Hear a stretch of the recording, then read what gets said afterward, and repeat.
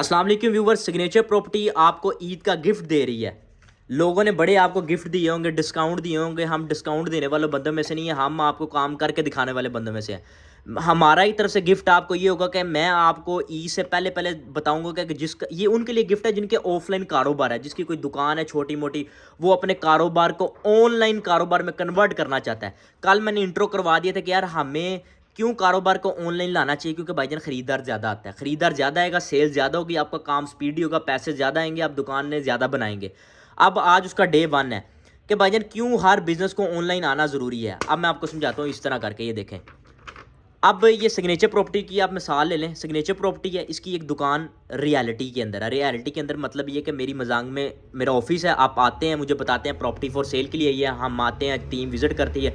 और मेरी एक दुकान सोशल मीडिया के ऊपर है, यानी कि ऑनलाइन दुकान है जो फ़ोन के अंदर बनी हुई है। अब यहाँ पर मेरे पास 500 क्लाइंट आता है, जो झूठ है, मतलब 100 200 300 आता हो। किसी की परचून की दुकान थी जहाँ पर डेली का 500 भी आता है। किसी कपड़े की मुख्तलिफ दुकानें हैं, मुख्तलिफ क्लाइंट का रेशो होती है आने जाने की।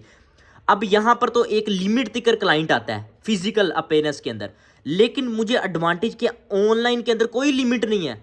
एक दिन का 1 लाख क्लाइंट आ जाए, एक दिन का 1000 क्लाइंट आ जाए, एक दिन का 1 मिलियन क्लाइंट आ जाए, कोई पता नहीं होता कितनी सेल हो जाए। यानी कि ऑनलाइन आने का क्या फ़ायदा हुआ कि आपकी सेल्स की रेशो बहुत ज़्यादा बढ़ गई, आपके पास क्लाइंट ज़्यादा आना शुरू हो गए हैं, समझ रहे हैं। और यहाँ पर खर्चा क्या है? ज़ीरो खर्चा है। यहाँ पर सिर्फ एक खर्चा होता है, आपने मोबाइल लेना होता है, अंदर अकाउंट्स बनाने होते हैं और अपना काम शुरू कर देना होता है। और यहाँ पर आप दुकान खरीदते हैं, करोड़ों इन्वेस्ट करते हैं, ऊपर माल डालते हैं, फिर वो अपना कारोबार चलता है।